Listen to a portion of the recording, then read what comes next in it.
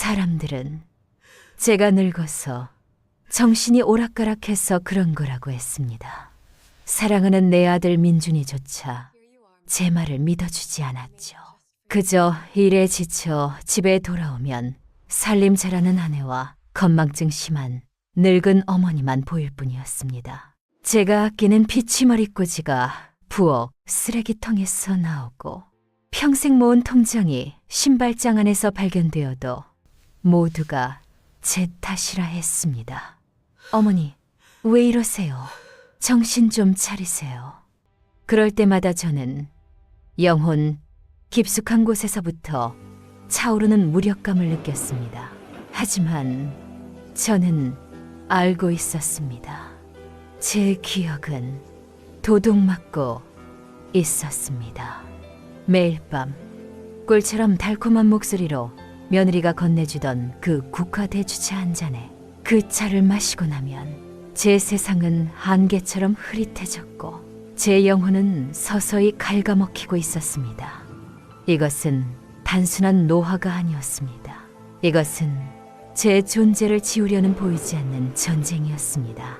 그리고 그 전쟁을 시작한 것은 제가 가장 믿었던 사람이었습니다. 밤이 부드러운 벨벳 담요처럼 도시에 내려앉아 낮의 소란을 조용히 감싸 안았습니다. 조용한 골목길에 자리한 박순자 여사의 집도 서서히 정적에 잠기고 있었습니다. 60을 넘긴 그녀에게 가장 큰 기쁨이란 그저 자식과 손주들이 건강하게 곁에 있는 모습을 보는 것, 아주 소박한 것이었죠. 아들 민주는 성실한 회사원이었고 며느리 지영은 언제나 상냥하고 현명한 아내이자 며느리인 척했습니다.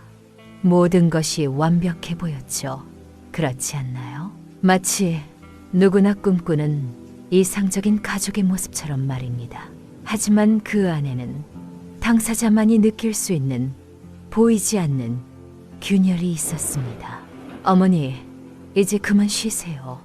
푹 주무시라고 제가 국화대추차 한 잔 준비했어요. 꿀처럼 달콤한 지영의 목소리가 순자 여사를 몽상에서 깨웠습니다. 며느리는 김이 모락모락 나는 찻잔을 들고 있었고 은은한 향기가 그녀의 작은 방을 가득 채웠습니다. 순자 여사는 온화한 미소를 지으며 며느리가 내민 찻잔을 받았습니다. 고맙다 해. 늘 이렇게 신경 써주는구나. 지영은 그저 웃을 뿐 그 미소는 어쩐지 눈가에는 닿지 않는 듯했습니다. 저희 어머니시잖아요. 어머니께서 건강하셔야 저희도 마음 놓고 일할 수 있죠. 순자 여사는 고개를 끄덕이며 따뜻한 차를 천천히 한 모금씩 마셨습니다. 따스한 온기가 몸으로 퍼지며 기묘한 안도감을 가져다 주었습니다. 하지만 최근 들어 그녀는 이상한 점을 느끼기 시작했습니다. 며느리가 타주는 이 안신차를 마시고 나면 머리가 멍해지고 기억력이 조금씩 감퇴하는 것 같았습니다. 처음에는 그저 나이가 들어 기력이 쇠한 탓이려니 생각했습니다. 노인이 되면 깜빡깜빡하는 건 흔한 일이니까요. 하지만 그 깜빡임은 날이 갈수록 심해졌습니다. 한 번은 부엌 선반에 돋보기를 두고 온 적도 있었고 또 한 번은 가장 아끼는 스웨터를 어디에 뒀는지 도무지 기억해내지 못했습니다.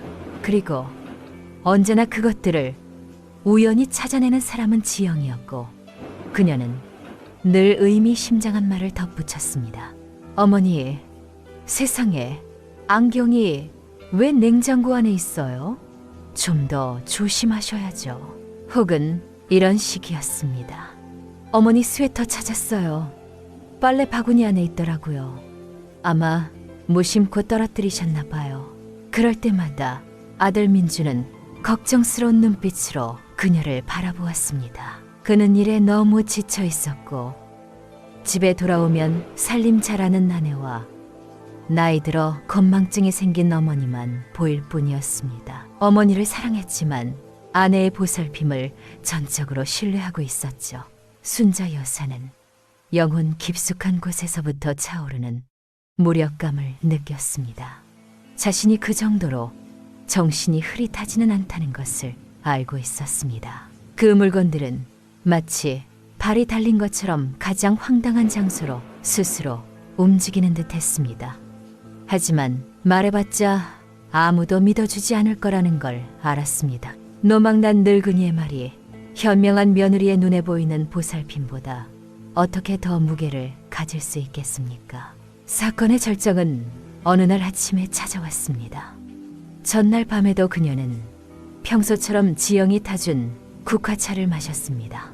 다음 날 아침에 눈을 떴을 때 돌아가신 남편이 남긴 유일한 유품인 비치 머리꽂이가 보이지 않아 소스라치게 놀랐습니다. 그녀는 늘 그것을 화장대 위에 단정하게 놓인 비단 상자 안에 보관해 왔습니다. 하지만 지금 그 상자는 텅 비어 있었습니다.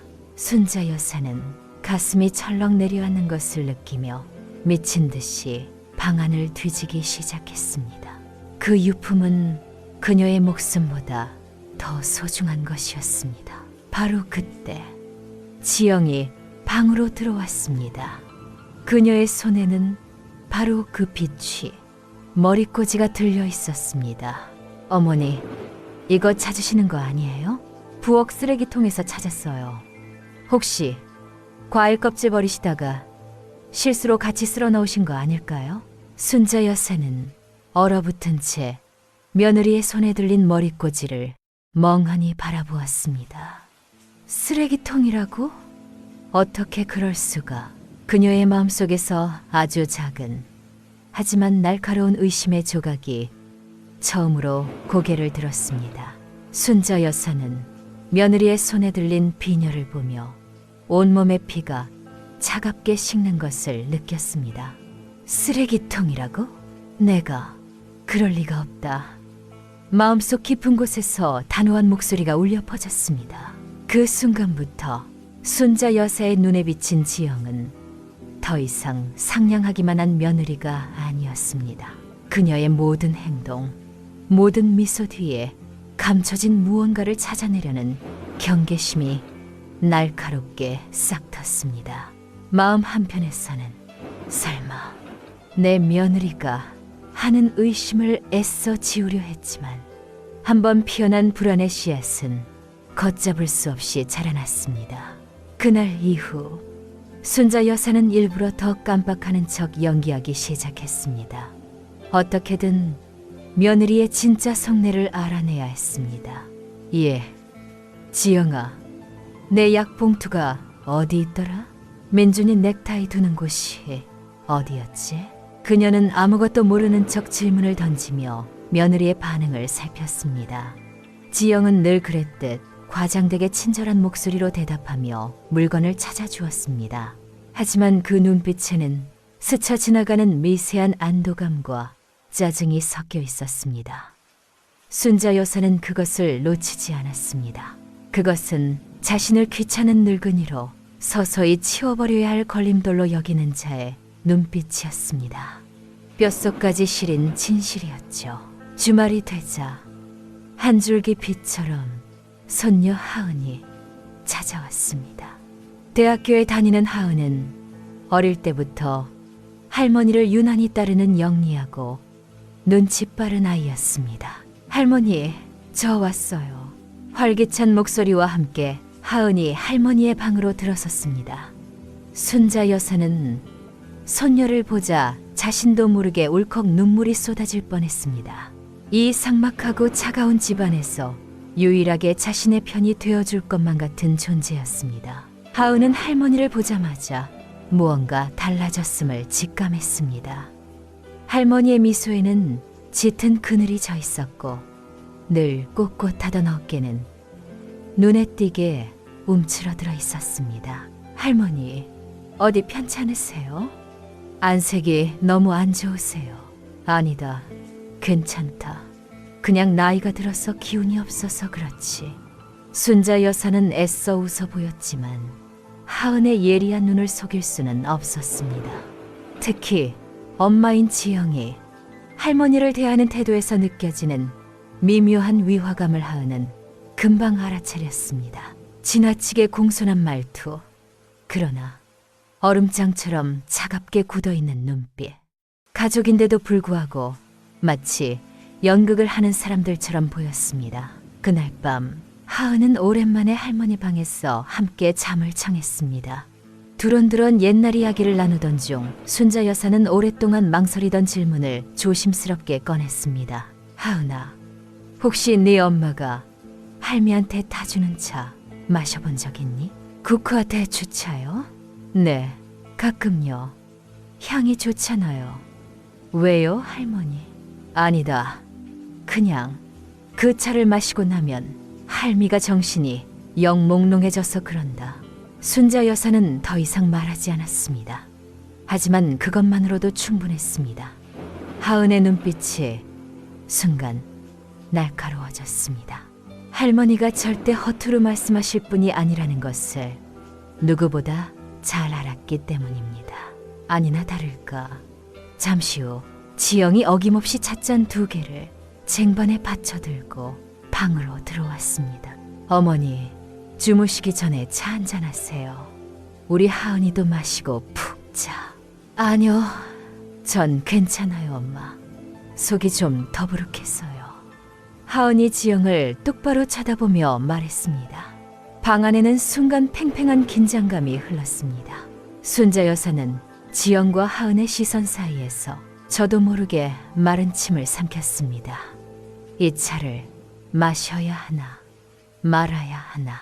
바로 그 순간 순자 여사는 결심했습니다. 더 이상 당하고만 있을 수는 없었습니다. 그녀는 찻잔을 받아드는 척하다가 갑자기 아이고 하는 작은 비명과 함께 손을 헛디뎠습니다. 찻잔이 바닥으로 떨어지며 쨍그랑하는 요란한 소리와 함께 산산조각이 났습니다. 따뜻한 차가 바닥에 흥건하게 고였습니다. 어머나 세상에. 어머니, 괜찮으세요? 다치신 데는 없으세요? 지영이 소스라치게 놀라 달려왔지만 그 얼굴에는 걱정보다 당혹감이 더 커 보였습니다. 미안하구나. 내가 늙어서 손에 힘이 없었어 그만. 아이고, 아까운 차를 다 쏟아버렸네. 순자 여사는 태연하게 연기하며 가슴을 쓸어내렸습니다. 하은은 재빨리 할머니를 부축하며 지영을 향해 말했습니다. 엄마, 괜찮아요. 제가 치울게요. 할머니는 놀라셨으니 어서 주무셔야겠어요. 지영은 못마땅한 표정을 숨기지 못했지만 딸과 시어머니 앞에서 더 이상 아무 말도 할 수 없었습니다. 그녀가 방을 나간 후 하은은 젖은 바닥을 닦기 위해 휴지를 가져왔습니다. 엎질러진 차를 닦던 하은의 동작이 순간 멈칫했습니다. 찬물 속에서 아주 작고 흰 가루 같은 침전물이 희미하게 보였기 때문이었습니다. 그것은 그냥 대추나 국화 찌꺼기라고 하기에는 어딘가 부자연스러워 보였습니다. 지영이 방을 나가자 방 안에는 무거운 침묵만이 남았습니다. 하은은 조용히 바닥을 닦았지만 그녀의 머릿속은 폭풍처럼 복잡했습니다. 그녀는 찬물이 묻은 휴지를 조심스럽게 뭉쳐 아무도 모르게 주머니 속에 깊숙이 넣었습니다. 할머니 순자 여사는 아무 말 없이 손녀의 모든 행동을 지켜보고 있었습니다. 두 사람 사이에는 어떤 말도 필요 없었습니다. 굳게 닫힌 입술과 흔들리는 눈빛만으로도 서로의 마음을 읽을 수 있었습니다. 너도 본 것이냐? 할머니의 눈빛은 그렇게 묻고 있었고, 네, 할머니, 제가 알아볼게요. 하은의 결연한 표정은 그렇게 답하고 있었습니다. 그날 밤 순자 여사는 몇 달 만에 처음으로 며느리가 타준 차 없이 잠이 들었습니다. 이상하게도 정신은 오히려 더 맑았고 잠도 깊이 들 수 있었습니다. 하지만 마음 한구석에 자리 잡은 불안감은 쉽게 가시지 않았습니다. 다음 날 아침 하은은 평소보다 일찍 일어났습니다. 엄마, 아빠, 저 오늘 도서관 가서 밤늦게 들어올 거예요. 저녁은 친구랑 밖에서 해결하고 올게요. 그래? 공부 열심히 하려. 아빠인 민주는 신문을 읽으며 무심하게 대답했습니다. 엄마인 지영은 주방에서 아침을 준비하며 날카로운 시선으로 딸을 힐끗 쳐다보았습니다. 요즘 통 안 가던 도서관은 갑자기 왜? 무슨 시험이라도 있니? 네, 뭐? 교양 과목 쪽지 시험이 좀 있어서요. 하은은 최대한 태연하게 둘러대며 가방을 챙겨 집을 나섰습니다. 그녀의 발걸음이 향한 곳은 도서관이 아니었습니다. 그녀는 곧장 동네 약국으로 들어가 작고 밀봉이 가능한 멸균 샘플병을 하나 샀습니다. 그리고는 카페에 앉아 어젯밤 주머니에 넣어두었던 휴지 뭉치를 조심스럽게 펼쳤습니다. 희미한 조명 아래 말라붙은 찬물 자국 사이로 아주 미세한 흰색 가루의 흔적이 여전히 남아 있었습니다. 심장이 쿵 하고 내려앉는 것 같았습니다. 이것은 결코 평범한 차 찌꺼기가 아니었습니다. 엄마는 도대체 왜 할머니한테 이런 걸? 하은은 머릿속에 떠오르는 끔찍한 상상을 애써 지워냈습니다. 섣부른 판단은 금물입니다. 확실한 증거가 필요했습니다. 그러기 위해서는 반드시 그 차의 샘플을 확보해야 했습니다. 그날 밤 하은은 일부러 저녁 식사 시간에 맞춰 집으로 돌아왔습니다. 하은아, 늦는다면서 벌써 왔네? 지영이 의아한 표정으로 그녀를 맞았습니다. 갑자기 약속이 취소됐어요. 할머니랑 같이 저녁 먹고 싶어서요. 하은은 웃으며 할머니 곁에 앉았습니다. 순자 여사는 손녀의 의도를 알아차리고 말없이 어깨를 가볍게 두드려 주었습니다. 저녁 식사가 끝나고 어김없이 지영이 차를 준비해 왔습니다. 이번에도 그녀는 찻잔 2개를 들고 나타났습니다. 하나는 순자 여사의 것이었고 다른 하나는 마치 예상이라도 한 듯 하은의 것이었습니다. 하은아, 너도 마시렴. 공부하느라 피곤했을 텐데 따뜻한 차 마시면 잠이 잘 올 거야.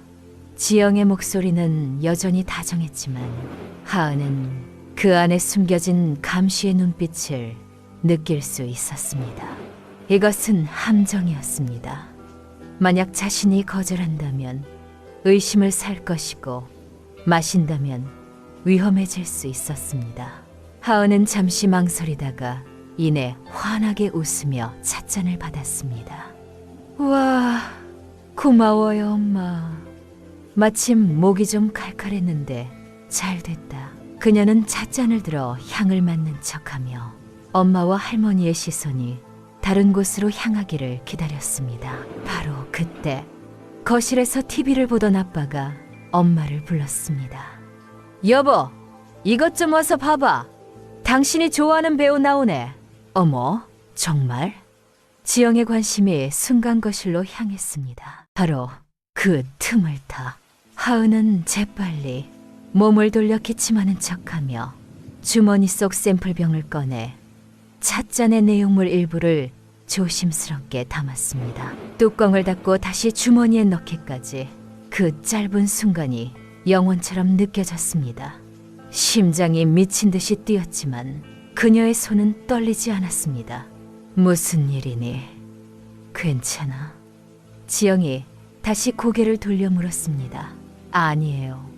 그냥 차가 뜨거워서 사례가 좀 들렸어요. 하은은 아무 일 없었다는 듯 천연덕스럽게 대답하며 남은 차를 마시는 척 입술만 적셨습니다. 모든 것이 완벽하게 끝난 것 같았습니다. 샘플을 손에 넣었습니다. 이제 이걸 성분 분석만 의뢰하면 모든 진실이 밝혀질 것입니다. 안도감에 긴장이 풀리던 바로 그 순간 방을 나가려던 지영이 문득 뒤를 돌아보며 말했습니다. 참, 하은아, 내 방 책상 위에 용돈 올려놨다. 필요한 책 있으면 사서 보렴. 그 말 자체는 평범했지만 그 말을 하는 지영의 입가에 스쳐 지나간 서늘한 미소를 하은은 보고야 말았습니다. 마치 내가 뭘 하든 내 손바닥 아니야라고 말하는 듯한, 모든 것을 꿰뚫어보는 듯한 웃음이었습니다. 지영의 그 서늘한 미소는 하은의 뇌리에 깊이 박혔습니다. 방으로 돌아온 하은은 한동안 멍하니 책상 앞에 앉아 있었습니다. 엄마의 미소는 단순한 경고가 아니었습니다. 그것은 마치 거미가 자신의 거미줄에 걸린 먹잇감을 내려다보는 듯한 차갑고도 완전한 자신감의 표현이었습니다. 엄마는 알고 있다. 내가 무언가 의심하고 있다는 것을. 심장이 다시 불안하게 뛰기 시작했습니다.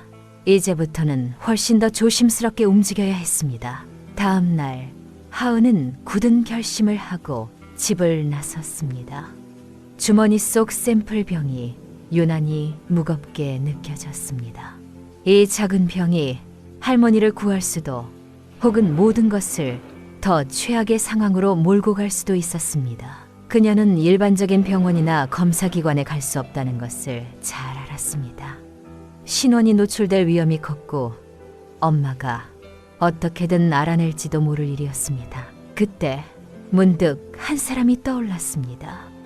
대학교 화학과 선배이자 지금은 작은 사설 연구소에서 연구원으로 일하고 있는 김 선배였습니다. 그는 학부 시절부터 실험과 분석에 뛰어난 재능을 보였고 무엇보다 입이 무겁고 신뢰할 수 있는 사람이었습니다. 하은은 망설임 없이 그에게 전화를 걸었습니다. 선배, 저 하은이에요. 잘 지내시죠? 하은이냐? 오랜만이네. 무슨 일이야? 다름이 아니라 제가 지금 교양과제로 전통차의 효능에 대한 작은 논문을 쓰고 있거든요. 혹시 아주 소량의 샘플 성분 분석 좀 부탁드릴 수 있을까요? 물론 비공식적으로요. 하은은 최대한 아무렇지 않은 척 밝은 목소리로 말했습니다. 전통차 연구라는 명분은 다행히 그럴듯하게 들렸습니다. 성분 분석? 뭐 어려운 건 아니지. 어떤 차인데? 국화랑 대추 같은 걸로 만든 차인데 할머니께서 드시는 거라서요. 어떤 좋은 성분이 있는지 궁금해서요. 알았어. 샘플 가지고 연구소 근처 카페로 와. 30분 뒤에 거기서 보자. 김 선배는 생각보다 흔쾌히 승낙해 주었습니다. 하은은 안도의 한숨을 내쉬며 약속 장소로 향했습니다. 선배에게 샘플병을 건네며 그녀는 다시 한번 간곡히 부탁했습니다. 선배, 이건 정말 저희끼리만 아는 비밀이에요. 과제 끝나면 바로 자료는 폐기할 거고요. 걱정 마. 별일 아니구먼. 결과 나오면 바로 연락 줄게. 한 이틀 정도 걸릴 거야. 가장 큰 고비를 넘겼다는 생각에 하은은 조금이나마 마음이 놓였습니다. 하지만 그녀가 밖에서 고군분투하는 동안 집안의 공기는 점점 더 차갑게 얼어붙고 있었습니다. 며느리가 자신의 행동을 눈치챘을지도 모른다는 불안감 속에서 순자 여사는 더욱더 완벽하게 정신 나간 노인을 연기해야 했습니다. 지영의 심리적 압박은 날이 갈수록 교묘해졌습니다. 이제는 단순히 물건을 숨기는 수준을 넘어섰습니다. 어느 날 오후 순자 여사는 자신의 통장이 보이지 않는다는 것을 깨달았습니다. 평생을 아끼고 모아둔 얼마 되지는 않지만 그녀에게는 전 재산과도 같은 것이었습니다. 지영아, 내 통장이 없어졌구나. 순자 여사의 목소리가 가늘게 떨렸습니다. 지영은 기다렸다는 듯이 한숨을 크게 내쉬며 온 집안을 뒤지는 척했습니다. 그리고는 마치 대단한 발견이라도 한 것처럼 소리쳤습니다. 어머니! 찾았어요! 세상에, 이게 왜 신발장 안에 들어있어요? 어머니, 정말 이러시면 안 돼요. 이렇게 중요한 걸 아무데나 두시면 어떡해요? 때마침 퇴근하고 돌아온 민준이 그 광경을 목격했습니다. 땀을 뻘뻘 흘리며 통장을 찾아낸 아내와 겁에 질린 채 어쩔 줄 몰라 하는 어머니. 민준의 얼굴에는 깊은 시름이 드리워졌습니다. 어머니, 요즘 왜 이렇게 깜빡하시는 거예요? 병원에 한번 가보셔야겠어요. 아니다. 내가 정신을 바짝 차려야지. 순자 여사는 변명할 기력조차 없었습니다. 아들의 눈에 비친 자신은 이제 정말로 문제가 있는 어머니일 뿐이었습니다.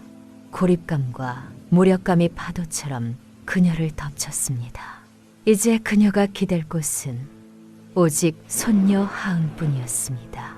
그렇게 위태로운 하루하루가 흘러가던 이틀째 되던 날 오후였습니다. 하은의 휴대폰이 조용히 진동했습니다. 화면에는 김 선배라는 이름이 떠 있었습니다. 하은은 심장이 멎는 듯한 긴장감 속에서 조심스럽게 통화 버튼을 눌렀습니다. 선배, 결과 나왔어요. 수화기 너머로 들려오는 김 선배의 목소리는 평소와 달리 무겁고 심각하게 가라앉아 있었습니다. 하은아, 너 나한테 솔직하게 말해야 할 게 있어. 이거 그냥 차가 아니야. 수화기 너머로 들려오는 김 선배의 목소리에 하은은 온몸이 얼어붙는 것 같았습니다. 세상의 모든 소음이 사라지고 오직 선배의 낮고 심각한 목소리만이 귓속을 파고들었습니다. 하은아, 똑똑히 들어. 이 샘플에서 다량의 졸피뎀 성분이 검출됐어. 졸피뎀. 이요? 그게 뭔데요? 하은의 목소리가 미세하게 떨려 나왔습니다. 들어본 적은 있는 이름이었지만 그것이 의미하는 바를 정확히 알지 못했습니다. 불면증 치료에 쓰이는 수면제야. 아주 강력한 약이지. 물론 의사의 처방에 따라 정량을 복용하면 문제가 없지만 이렇게 매일 차에 타서 그것도 노인분께 장기간 복용시켰다. 이건 완전히 다른 문제야. 심각한 기억력 감퇴, 혼란, 환각 증세까지 유발할 수 있어. 간단히 말해서 사람을 서서히 바보로 만드는 약이라고. 선배의 마지막 말은 마치 망치처럼 하은의 머리를 내리쳤습니다.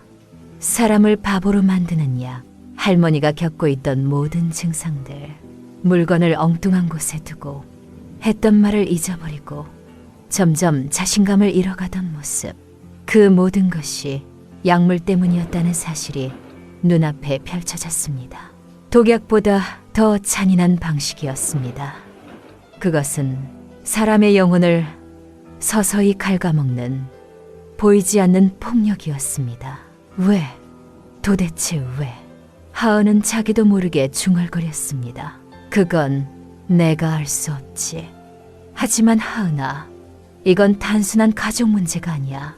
명백한 범죄 행위라고. 경찰에 신고해야 할 수도 있는 일이야. 절대로 섣불리 행동하지 마. 너 지금 굉장히 위험한 상황에 처한 걸 수도 있어. 선배의 진심, 어린 걱정이 담긴 말을 끝으로 전하는 끊겼습니다. 하은은 한동안 휴대폰을 손에 쥔 채 길가에 멈춰 서 있었습니다. 차가운 바람이 뺨을 스쳤지만 아무것도 느껴지지 않았습니다. 머릿속에는 오직 하나의 얼굴만이 떠올랐습니다.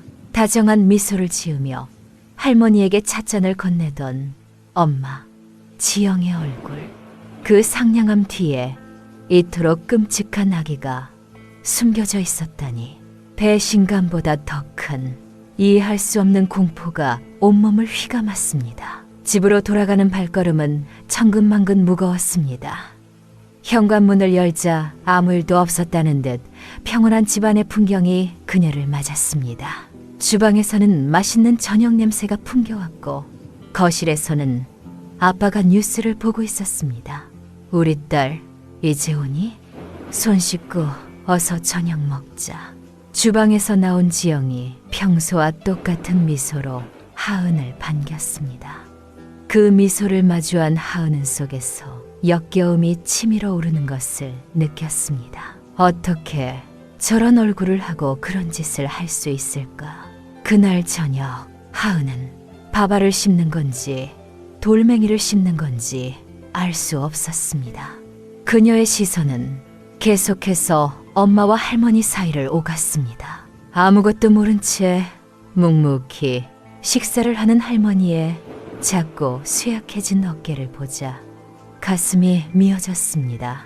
그리고 그 옆에서 어머니, 이거 더 드세요 하며 살갑게 반찬을 집어주는 엄마의 위선적인 모습에 분노가 치밀었습니다. 김 선배의 말대로였습니다. 지금 당장 엄마에게 달려가 멱살이라도 잡고 따져 물을 수는 없었습니다. 증거라고는 작은 샘플병 하나뿐 아빠는 절대 믿지 않을 것입니다. 오히려 자신을 이상한 아이로 몰아갈지도 모릅니다. 더 확실한 증거, 그리고 무엇보다 이유를 알아내야 했습니다. 엄마는 왜 할머니를 그렇게 미워하는 걸까? 무엇 때문에 할머니를 집안의 걸림돌로 여기고 정신을 파괴하려고까지 하는 걸까? 그날 밤부터 하은의 비밀스러운 수사가 시작되었습니다. 그녀는 자신의 방에 틀어박혀 공부만 하는 척하며 온 신경을 곤두세워 엄마의 일거수일투족을 감시했습니다. 엄마가 누구와 통화하는지, 휴대폰으로 무엇을 하는지, 어디를 나가는지 며칠간의 관찰 끝에 하은은 이상한 점을 발견했습니다. 엄마는 유독 자신의 휴대폰을 몸에서 떼어놓지 않았습니다. 잘 때도 머리맡에 두었고 화장실에 갈 때조차 가지고 들어갔습니다. 그리고 누군가와 계속해서 메시지를 주고받는 듯 보였는데 메시지가 올 때마다 주변을 살피며 조심스럽게 확인하는 모습이었습니다. 결정적인 순간은 어느 날 늦은 밤에 찾아왔습니다. 모두가 잠들었다고 생각했는지 지영은 거실 소파에 앉아 휴대폰을 보고 있었습니다. 하은은 조용히 방문을 열고 어둠 속에서 그 모습을 지켜보았습니다.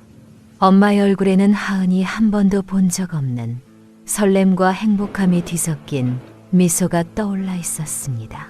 아빠나 자신에게 보여주던 그런 미소가 아니었습니다.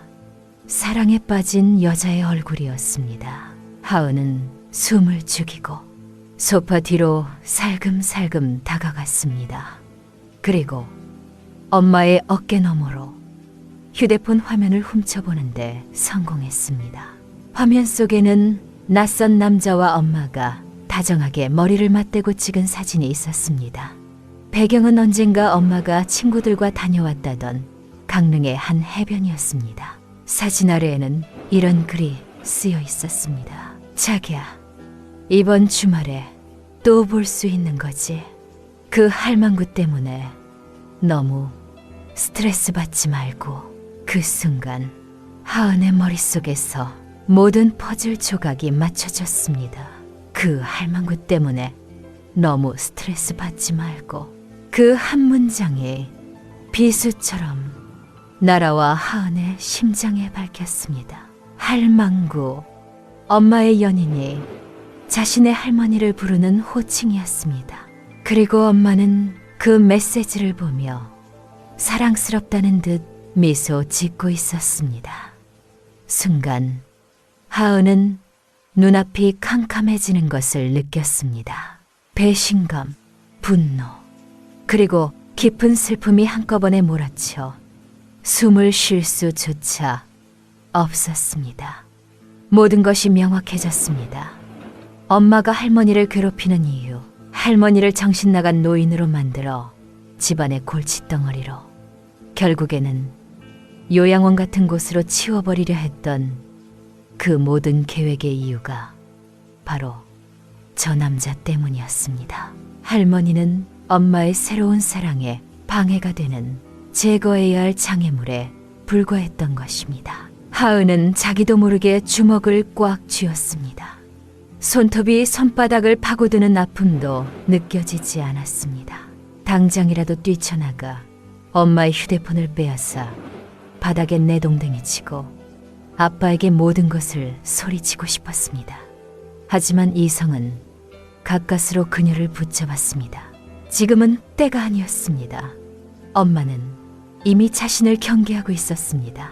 섣불리 움직였다가는 모든 증거가 사라지고 자신은 그저 엄마를 모함하는 나쁜 딸이 될 뿐이었습니다. 하은은 소리 없이 뒷걸음질 쳐 자신의 방으로 돌아왔습니다. 차가운 방문에 등을 기댄 채 그녀는 가쁘게 숨을 몰아쉬었습니다. 심장이 갈비뼈를 부술듯이 격렬하게 뛰었습니다. 그녀는 이제 혼자가 아니었습니다. 이 끔찍한 진실을 혼자 감당할 수 없었습니다. 그리고 이 싸움에서 가장 중요한 동반자는 바로 할머니였습니다. 할머니는 더 이상 보호해야 할 연약한 피해자가 아니었습니다. 함께 싸워야 할 동지였습니다. 그녀는 할머니의 방으로 향했습니다. 방문을 열자 할머니는 주무시지 않은 채 어둠 속에서 뜬 눈으로 천장을 바라보고 있었습니다. 마치 선녀가 오기를 기다리고 있었다는 듯이. 하은아, 할머니, 주무시지 않으셨어요? 하은은 조용히 문을 닫고 할머니의 침대 곁에 앉았습니다. 방 안에는 무거운 침묵이 흘렀습니다. 순자 여사는 손을 뻗어 손녀의 차가운 손을 꼭 잡았습니다. 그 따뜻한 온기에 하은은 결국 참았던 눈물을 터뜨리고 말았습니다. 할머니, 죄송해요. 제가 너무 늦게 알았어. 할머니께서 그동안 얼마나 힘드셨을까. 순자 여사는 말없이 손녀의 등을 토닥여 주었습니다. 그녀의 눈빛은 슬픔에 잠겨 있었지만 동시에 강철 같은 의지가 서려 있었습니다. 괜찮다. 괜찮아. 이제라도 알았으니 되었다. 내가 와주었으니 이제 할미는 괜찮다. 하은은 눈물을 닦고 지난 며칠간 있었던 모든 일을 할머니에게 털어놓았습니다. 엎질러진 차에서 발견한 하얀 가루, 몰래 채취한 샘플, 김 선배에게 의뢰한 성분 분석, 그리고 그 결과로 밝혀진 졸피뎀의 정체, 마지막으로 방금 전 거실에서 목격한 엄마의 외도 증거까지. 이야기를 듣는 내내 순자 여사의 표정은 변함이 없었습니다. 놀라거나 분노하는 대신 모든 것을 예견했다는 듯 담담히 듣고만 있었습니다. 모든 이야기가 끝났을 때 그녀는 깊은 한숨과 함께 입을 열었습니다. 그럴 줄 알았다. 내 아들이 얼마나 어리석고 저 여자가 얼마나 영악한지 내가 진작에 알았지. 할머니의 목소리에는 체념이 아닌 오랜 세월 모든 것을 지켜본 자의 냉철함이 담겨 있었습니다. 할머니, 이제 어떻게 해야 해요? 아빠한테 말씀드려야 할까요? 순자 여사는 고개를 저었습니다. 아니다. 지금 네 아비에게 말해봤자 씨알도 먹히지 않을 게다. 저 여우 같은 것이 눈물 몇 방울 흘리며 거짓말을 하면 네 아비는 홀라당 넘어가 오히려 우리를 의심할 게 뻔하다. 증거가 우리에게는 저들을 한 번에 무너뜨릴 수 있는 빼도 박도 못할 증거가 필요하다. 빼도 박도 못할 증거요. 그래, 네 엄마가 저 남자와 만나는 현장을 덮치거나 저 약을 타는 모습을 영상으로 찍어야 한다. 내 아비가 제 눈으로 직접 보고도 부정할 수 없는 그런 증거 말이다. 할머니의 말에 하은은 정신이 번쩍 들었습니다. 그렇습니다. 감정에 휩쓸려서는 안 되었습니다. 이것은 전쟁이었습니다. 그들의 전략은 모르는 척하기였습니다. 지영이 자신의 계획이 완벽하게 성공하고 있다고 믿게 만들어야 했습니다. 할머니는 계속해서 약에 취해 정신이 오락가락하는 노인 행세를 하고 하은은 아무것도 모르는 착한 딸이자 손녀로 돌아가야 했습니다. 방심한 적은 반드시 빈틈을 보이게 마련이니까요. 할머니, 무섭지 않으세요? 하은이 걱정스럽게 물었습니다.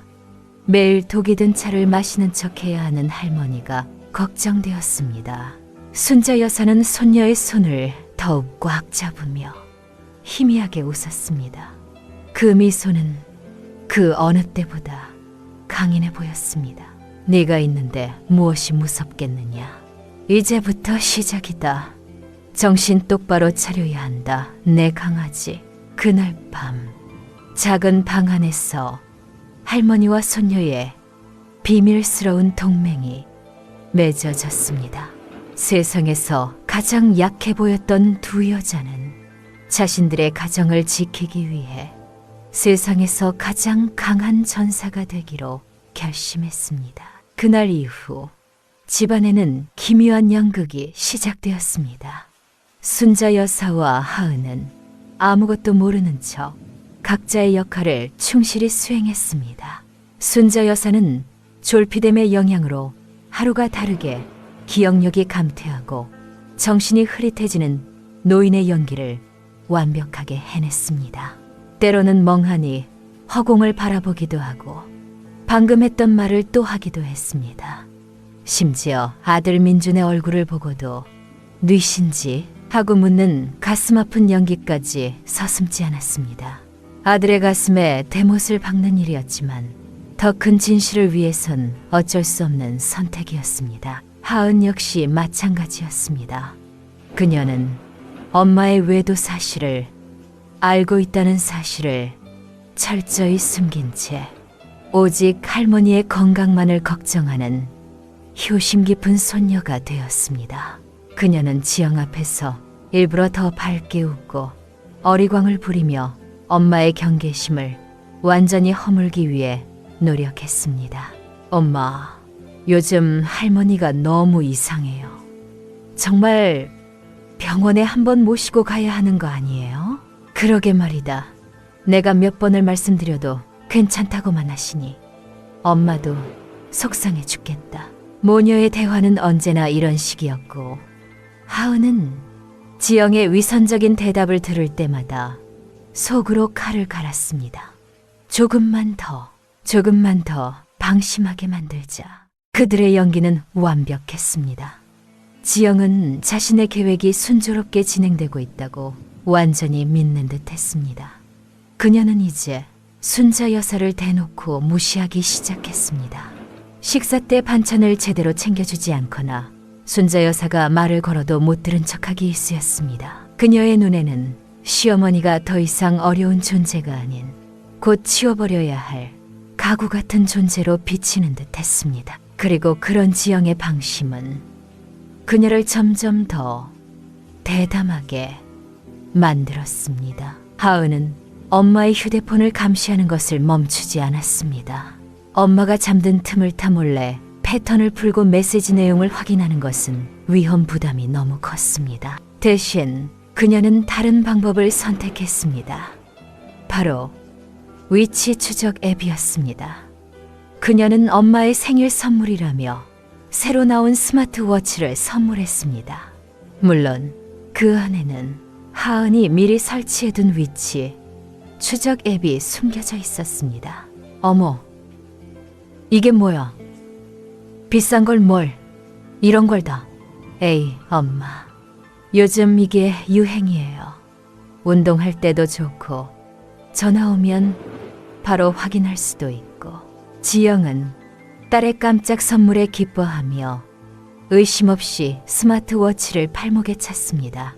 이제 거미줄은 모두 쳐졌습니다. 거미가 스스로 걸어 들어오기만 기다리면 되었습니다. 기회는 생각보다 빨리 찾아왔습니다. 며칠 뒤 지영은 주말에 동창 모임이 있어 1박 2일로 집을 비우게 되었다고 말했습니다. 오랜만에 친구들이랑 바람 좀 쐬고 올게.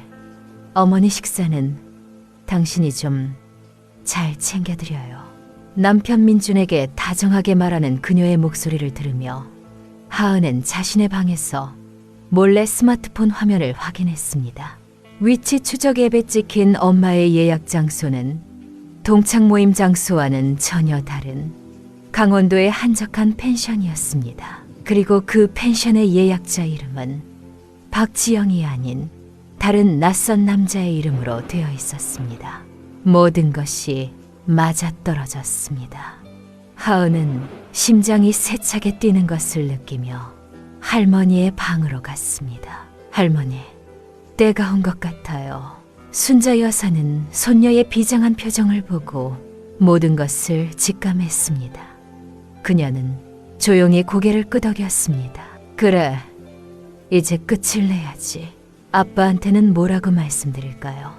갑자기 강원도는 왜 가냐고 하시면 걱정 마라. 그건 할미에게 맡겨두렴. 다음 날 아침 지영이 여행 가방을 끌고 막 집을 나서려 할 때였습니다. 소파에 멍하니 앉아있던 순자 여사가 갑자기 벌떡 일어났습니다. 아가, 나도 바다에 가고 싶구나. 네? 어머니, 갑자기 바다는 왜요? 지영이 당황하며 물었습니다. 내가 젊었을 때 네 시아버지랑 강릉 바닷가에 자주 갔었지. 죽기 전에 딱 한 번만이라도 다시 가보고 싶구나. 응? 민준아, 네 아비와의 마지막 추억인데 이 늙은이 소원 하나만 들어주면 안 되겠니? 순자 여사는 아들의 팔을 붙잡고 애원하기 시작했습니다. 평소답지 않은 어머니의 간절한 모습에 민준의 마음이 흔들렸습니다. 옆에서 하은도 거들었습니다. 아빠, 할머니 소원인데 우리가 모시고 다녀오면 되잖아요. 엄마는 친구분들이랑 약속 있으니 어쩔 수 없고요. 결국 민주는 어머니의 소원을 이기지 못했습니다. 알겠습니다. 어머니, 그럼 저희끼리 다녀오죠. 여보, 미안하지만 당신은 친구들이랑 재미있게 놀다 와요. 지영은 예상치 못한 상황에 얼굴이 굳었지만 이내 아무렇지 않은 척 미소를 지었습니다. 어머, 그러세요? 그럼 잘 다녀오세요. 어머니 모시고 조심해서 운전해요. 그녀는 현관문을 나서며 누구도 눈치채지 못하게 안도의 한숨을 내쉬었습니다. 모든 것이 자신의 계획대로 돌아간다고 생각했을 것입니다. 하지만 그녀는 몰랐습니다. 바로 그 순간 자신의 뒤를 쫓아 출발한 또 다른 차 한 대가 있었다는 것을, 그리고 그 차 안에는 이 모든 진실을 밝히려는 굳은 의지를 품은 한 남자와 그의 어머니, 그리고 그의 딸이 타고 있었다는 사실을 말입니다. 강원도로 향하는 고속도로는 주말을 맞아 나들이를 떠나는 차들로 붐볐지만 민준의 차 안은 얼음장처럼 차갑게 가라앉아 있었습니다. 민준은 아무 말 없이 운전대를 잡고 있었고 그의 옆 얼굴은 굳게 닫힌 돌문처럼 단단했습니다. 그는 여전히 어머니의 갑작스러운 바다 타령이 이상하다고 생각하면서도 아내 지영이 동창의 장소가 아닌 강원도 펜션으로 향하고 있다는 사실은 꿈에도 상상하지 못하고 있었습니다. 그에게 이 여행은 그저 요즘 부쩍 쇠약해지신 어머니의 기분을 풀어드리기 위한 효도 여행일 뿐이었습니다. 뒷좌석에 앉은 하은은 애써 태연한 척 창밖 풍경을 바라보았지만 손에 쥔 스마트폰 화면에서는 단 한순간도 눈을 떼지 않았습니다. 화면 속 작은 아이콘, 즉 엄마의 위치를 나타내는 표식이 강원도의 펜션을 향해 조금씩 그리고 정확하게 움직이고 있었습니다. 할머니 순자 여사는 눈을 감은 채 미동도 하지 않았지만 꼭 잡은 두 손에서는 이 모든 계획의 무게와 긴장감이 고스란히 전해져 왔습니다. 얼마나 달렸을까? 하은의 스마트폰 속 아이콘이 마침내 목적지에 도착해 멈춰 섰습니다. 아빠, 저기 저 펜션 앞에서 잠깐만 세워주세요. 멀미가 나서 바람 좀 쐬고 싶어요. 하은의 목소리에 민주는 의아한 표정을 지으면서도 순순히 차를 펜션 입구 근처에 한적한 갓길에 세웠습니다. 바다 보러 가자시던 어머니는 주무시고 멀쩡하던 딸은 멀미라니. 그는 모든 것이 이상하게 느껴졌지만 깊이 생각하지 않으려 애썼습니다. 차가 멈추자 하은은 쿵쾅거리는 심장을 안고 차에서 내렸습니다. 그리고 펜션 주차장을 향해 시선을 고정시켰습니다. 바로 저기였습니다. 며칠 전 아내가 새로 뽑았다며 자랑하던 익숙한 흰색 SUV 차량이 펜션 주차장 한가운데 보란 듯이 서 있었습니다. 그리고 그 옆에는 처음 보는 검은색 세단 한 대가 나란히 주차되어 있었습니다. 아빠, 하은의 목소리가 가늘게 떨렸습니다. 저 차, 엄마, 차 맞죠? 그지야. 민준도 주차장을 유심히 살펴보았습니다. 딸의 말대로 아내의 차가 분명했습니다. 지영이 차가 왜 여기에 있지? 동창회는 서울에서 한다고 했는데 그의 목소리에는 당혹감과 함께 짙은 의심이 피어오르기 시작했습니다. 바로 그때였습니다. 펜션의 유리문이 열리며 두 사람의 모습이 나타났습니다. 한 명은 분명 아내 박지영이었습니다. 그리고 그녀의 팔짱을 꼭 낀 채 다정하게 허리를 감싸 안고 있는 낯선 남자. 두 사람은 누가 보아도 사랑에 빠진 연인의 모습이었습니다. 웃고 속삭이고 서로의 눈을 바라보는 그 모습. 어디에도 동창의 우정은 보이지 않았습니다. 저게 민준의 눈이 믿을 수 없다는 듯 커졌습니다. 온몸이 부들부들 떨리기 시작했습니다. 평생을 성실하게 살아온 한 남자의 세상이, 그가 믿어왔던 모든 것이 바로 그 순간 산산조각 나며 무너져 내리고 있었습니다. 사랑하는 아내, 행복한 가정, 그 모든 것이 거짓이었다는 잔인한 진실이 그의 눈앞에 펼쳐졌습니다. 그때까지 눈을 감고 있던 순자 여사가 조용히 눈을 떴습니다. 그녀는 차창 밖의 광경을 덤덤히 바라보았습니다. 그리고는 아들의 떨리는 어깨에 조용히 손을 얹었습니다. 민준아, 이제 알겠느냐? 어머니의 차분한 목소리에 민준은 무너져 내리는 이성을 가까스로 붙잡았습니다. 그는 말없이 차에서 내려 펜션을 향해 걸어갔습니다. 분노로 이글거리는 그의 눈빛을 본 하은이 겁에 질려 그를 따라 내렸습니다. 아빠, 안 돼요. 하지만 아무도 그를 말릴 수 없었습니다. 민주는 성큼성큼 걸어가 두 사람의 앞을 막아섰습니다. 갑자기 나타난 남편의 모습에 지영의 얼굴은 새하얗게 질렸습니다.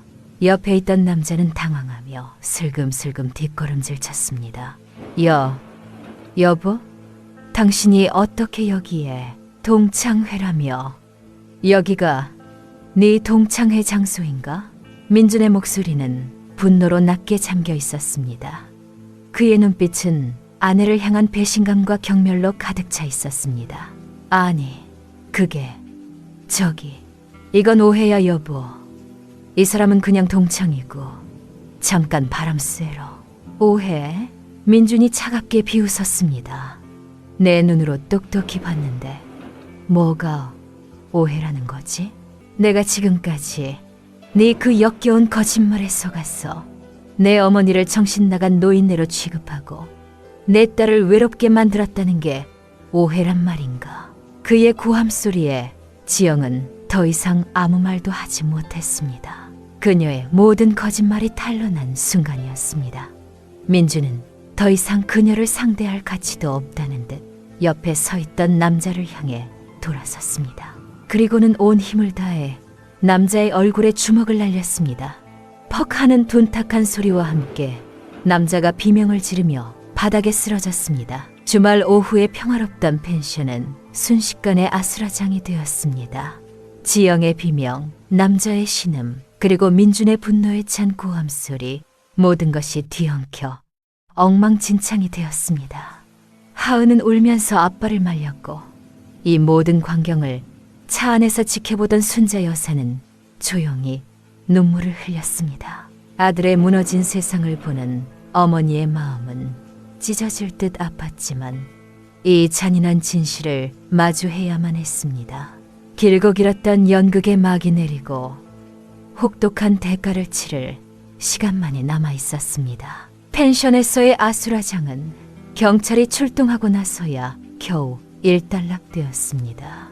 민주는 폭행 혐의로 경찰서까지 갔지만 상대방 남자가 처벌을 원치 않는다고 하여 간단한 조사를 받고 풀려날 수 있었습니다.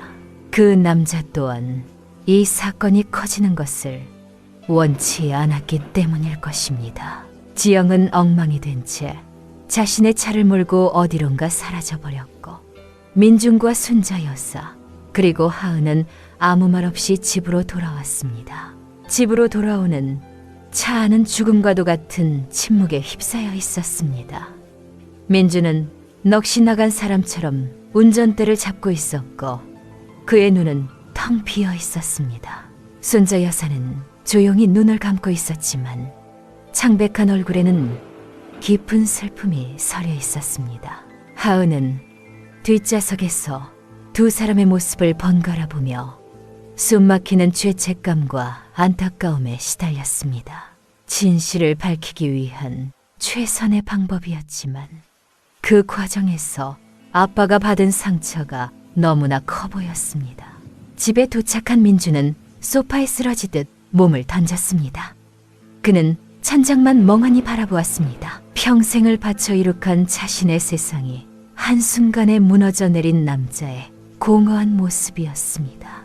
그가 믿었던 사랑, 행복, 그 모든 것이 한낱 신기루에 불과했다는 사실을 어떻게 받아들여야 할지 알 수 없었습니다. 순자 여사는 그런 아들의 뒷모습을 한참 동안 바라보다가 조용히 옆에 가서 앉았습니다. 그리고 하은에게도 눈짓을 했습니다. 하은은 주머니 속에 넣어두었던 작은 샘플병과 성분 분석 결과서를 손에 꼭 쥔 채 아빠의 앞에 섰습니다. 아빠! 민주는 아무런 반응이 없었습니다. 하은은 떨리는 목소리로 말을 이었습니다. 아빠, 아직 이야기는 끝나지 않았어요. 그제야 민준의 텅 빈 눈동자가 천천히 딸을 향했습니다. 하은은 준비해온 모든 것을 테이블 위에 올려놓았습니다. 김 선배가 보내준 성분 분석 결과서, 그리고 그 안에 담겨있던 진실. 아빠, 그동안 할머니께서 이상하셨던 거, 기억력이 자꾸 없어지고 엉뚱한 행동을 하셨던 거, 그게 다 이유가 있었어요. 하은은 차근차근 모든 것을 설명하기 시작했습니다. 할머니의 차에서 발견된 하얀 가루, 몰래 채취한 샘플, 그리고 그 안에서 검출된 졸피뎀이라는 수면제 성분, 그리고 그 약이 사람의 정신에 어떤 끔찍한 영향을 미치는지에 대해서도. 이야기를 듣는 민준의 표정은 점점 더 굳어갔습니다. 아내의 외도만으로도 감당하기 힘든 충격이었는데, 그녀가 자신의 어머니에게 몇 달 동안이나 독약을 먹여왔다는 사실은 그의 상상을 초월하는 것이었습니다. 그는 믿을 수 없다는 듯 어머니를 바라보았습니다. 어머니, 이게 정말입니까? 순자 여사는 말없이 고개를 끄덕였습니다. 그녀의 눈가에 조용히 눈물이 흘러내렸습니다. 아들의 불신, 가득한 눈빛을 보는 것은 그녀에게 또 다른 상처였습니다. 내가 몇 번이나 이상하다고 말했잖니. 하지만 너는 내 말을 믿지 않았어. 내가 늙어서 노망이 났다고만 생각했지. 어머니의 목소리에는 원망보다 깊은 슬픔이 담겨 있었습니다. 그제야 민준의 머릿속에 과거의 기억들이 파노라마처럼 스쳐 지나갔습니다. 물건을 잃어버리고 당황하던 어머니, 자꾸만 같은 말을 반복하던 어머니, 그런 어머니를 보며 한심하다는 듯 혀를 차던 아내의 모습, 그리고 자신 역시 그런 아내의 말만 믿고 어머니를 정신적으로 몰아붙였던 순간들. 민준의 입에서 고통스러운 신음이 터져 나왔습니다. 그는 자신의 어리석음과 무관심이 어머니를 얼마나 깊은 고통 속에 방치했는지를 깨달았습니다. 아내의 배신보다 더 큰 죄책감이 그의 심장을 짓눌렀습니다. 그는 어머니의 거칠어진 손을 붙잡고 바닥에 무릎을 꿇었습니다. 어머니, 제가 죽일 놈입니다. 제가 잘못했습니다. 어머니, 그는 어린아이처럼 오열했습니다. 순자 여사는 눈물을 흘리며 아들의 등을 말없이 쓸어주었습니다. 모진 세월과 배신 속에서도 어머니의 사랑은 변함이 없었습니다. 하은 역시 소리 없이 눈물을 훔쳤습니다. 끔찍한 진실이 모두 드러난 순간이었지만 동시에 상처받은 가족이 서로를 보듬는 치유의 시작이기도 했습니다. 얼마나 시간이 흘렀을까. 현관문 비밀번호를 누르는 소리가 들리고 지영이 집 안으로 들어왔습니다. 그녀의 얼굴은 눈물로 엉망이었지만 표정에는 일말의 반성도 보이지 않았습니다. 오히려 도끼가 가득했습니다. 그래, 이제 다들 속이 시원해. 나 하나 나쁜 년 들어서 아주 만족스러워. 그녀는 테이블 위에 놓인 성분 분석 결과서를 보고 차갑게 비웃었습니다. 그까지 약 좀 먹였다고. 뭘 그리 호들갑이야. 죽인 것도 아니잖아. 저 늙은이가 사사건건 내 인생에 끼어드는데 그 정도도 못해? 지영의 적반하장격 태도에 민주는 오열을 멈추고 자리에서 일어섰습니다. 그의 눈에는 더 이상 슬픔이 아닌 차가운 분노와 결심이 서려 있었습니다. 나가. 당장 이 집에서 나가. 뭐? 당신이 지금 나한테 명령하는 거야? 나가라고 했다. 당신은 더 이상 내 아내도 이 집 사람도 아니야. 내 어머니와 내 딸에게 당신이 저지른 지 나는 평생 용서하지 않을 거다. 민준의 단호한 목소리에 지영은 순간 할 말을 잃었습니다. 그녀는 자신이 조금만 눈물을 보이면 남편이 마음 약해져 용서해 줄 것이라 생각했을지도 모릅니다. 하지만 그녀는 민준이라는 남자가 가진 마지막 자존심과 어머니와 딸을 지키려는 가장의 무게를 너무 얕보았던 것입니다. 이 집에서 그녀가 살 자리는 이제 어디에도 없었습니다. 민준의 목소리는 얼음처럼 차갑고 단호했습니다. 그 안에는 일말의 미련이나 동정심도 남아있지 않았습니다. 지영은 그제야 깨달았습니다. 모든 것이 끝났다는 것을. 그녀가 기댈 곳, 그녀가 조종할 수 있었던 마음 약한 남편은 이제 세상에 없었습니다. 그의 자리에는 자신의 어머니와 딸을 지키기 위해 강철 심장을 갖게 된 한 명의 가장만이 서 있을 뿐이었습니다. 내가 이 집을 어떻게 일으켜 세웠는데 당신이 나한테 이럴 수 있어? 지영은 마지막 발악처럼 소리쳤지만 그 목소리는 공허하게 흩어질 뿐이었습니다. 민주는 더 이상 대꾸할 가치도 없다는 듯 굳게 입을 다문 채 그녀를 바라보았습니다.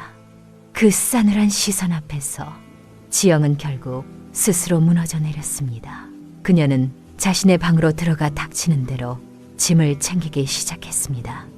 옷가지와 가방, 화장품들이 어지럽게 널렸습니다. 그 소란 속에서 세 사람은 아무 말 없이 소파에 앉아 있었습니다. 길고 길었던 악몽이 끝나는 소리를 듣고 있는 것 같았습니다. 여행 가방을 끌고 현관 앞에 선 지영은 마지막으로 민준을 돌아보았습니다. 그녀의 눈에는 눈물 대신 도끼 어린 저주가 담겨 있었습니다. 두고 봐. 당신들 절대로 행복하지 못할 거야. 쾅! 하는 소리와 함께 현관문이 닫혔습니다.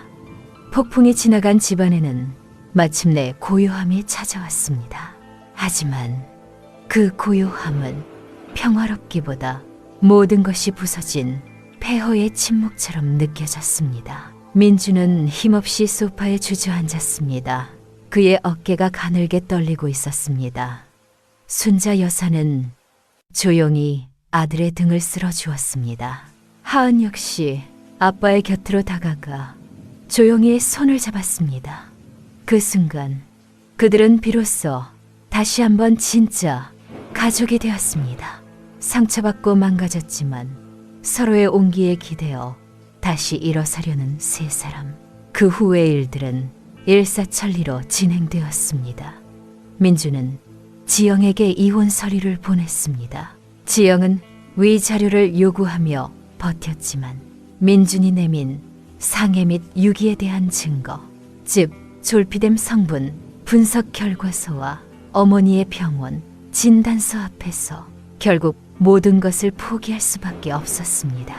그녀는 아무것도 받지 못한 채 자신의 연인과 함께 저질렀던 모든 일에 대한 법적인 책임만을 안고 민준의 인생에서 완전히 사라졌습니다. 몇 달의 시간이 흘렀습니다. 집안의 풍경은 몰라보게 달라져 있었습니다.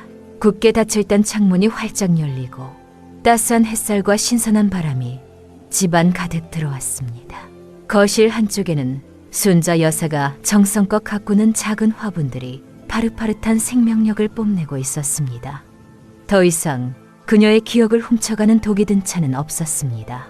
대신 그녀의 아침은 구수한 누룽지 냄새와 손녀가 타주는 향긋한 진짜 국화차로 시작되었습니다. 약물 기운이 완전히 사라지자 순자 여사의 기억력과 총기는 놀라울 정도로 빠르게 회복되었습니다. 그녀는 더 이상 불안에 떨거나 사람들의 눈치를 보지 않았습니다. 예전에 당당하고 현명했던 모습 그대로였습니다. 그녀는 가끔 아들의 얼굴을 보며 내가 그때 왜 그랬을까? 네 압이 볼낯이 없구나 하고 자책 섞인 농담을 던지기도 했습니다. 민주는 그럴 때마다 하던 일을 멈추고 어머니의 손을 꼭 잡았습니다. 아닙니다. 어머니, 모두 제 잘못입니다. 제가 어리석어서 어머니의 말씀을 더 일찍 믿어드렸어야 했는데 정말 죄송합니다. 그의 사과는 일회성이 아니었습니다. 그는 행동으로 자신의 진심을 보여주었습니다. 야근을 줄이고 최대한 일찍 귀가했으며 주말이면 어머니와 하은을 데리고 가까운 공원으로 산책을 나섰습니다. 그는 잃어버렸던 시간들을 그리고 어머니에게 주었던 깊은 상처를 조금이라도 되돌리고 메우기 위해 최선을 다했습니다. 어느 맑은 가을날 저녁이었습니다. 세 사람은 거실에 모여 앉아 따뜻한 차를 마시고 있었습니다. 창밖으로는 아름다운 노을이 지고 있었고 집안에는 편안한 웃음소리가 가득했습니다. 할머니, 다음 주말에는 우리 다 같이 단풍 구경 갈까요? 제가 맛있는 도시락 싸갈게요. 하은이 활기차게 말했습니다. 오냐, 그러자꾸나. 우리 강아지 덕분에 할미가 요즘 호강하는구나. 순자 여사가 손녀의 머리를 쓰다듬으며 환하게 웃었습니다. 민주는 두 사람의 모습을 흐뭇하게 바라보았습니다. 그의 마음속을 오랫동안 짓누르던 죄책감과 분노의 그림자가 사라지고 그 자리에는 따스하고 잔잔한 행복감이 차오르고 있었습니다. 그는 문득 자신이 가장으로서 가족을 지켜야 한다는 생각에 사로잡혀 정작 가장 소중한 것들을 돌보지 못했다는 것을 깨달았습니다. 진정한 가장의 역할은 돈을 벌어오는 것만이 아니라 가족의 아픔을 들어주고 서로의 상처를 보듬어주는 것이었습니다. 민주는 자신의 찻잔을 내려놓고 어머니와 딸의 손을 한쪽씩 잡았습니다. 어머니, 그리고 우리 딸, 정말 고맙습니다. 두 사람이 없었다면 저는 아마 모든 것을 잃었을 겁니다. 앞으로는 제가 두 사람을 꼭 지켜드리겠습니다. 세상 그 어떤 비바람이 불어와도 우리 세 식구 행복하게 살아요. 순자 여사와 하은은 말없이 미소 지으며 그의 손을 마주 잡았습니다. 세 사람의 손이 맞잡힌 곳에서 어떤 시련에도 흔들리지 않을 단단하고 따뜻한 유대감이 느껴졌습니다. 길고 어두웠던 터널을 지나 마침내 그들의 집에는 진정한 평화와 행복이 찾아온 것이었습니다. 오늘의 이야기는 여기까지입니다. 한 가정에 닥쳤던 시련과 그 시련을 이겨내고 더욱 단단해진 가족의 사랑을 통해 여러분의 마음에도 작은 위로와 온기가 전해졌기를 바랍니다. 편안한 밤 되십시오.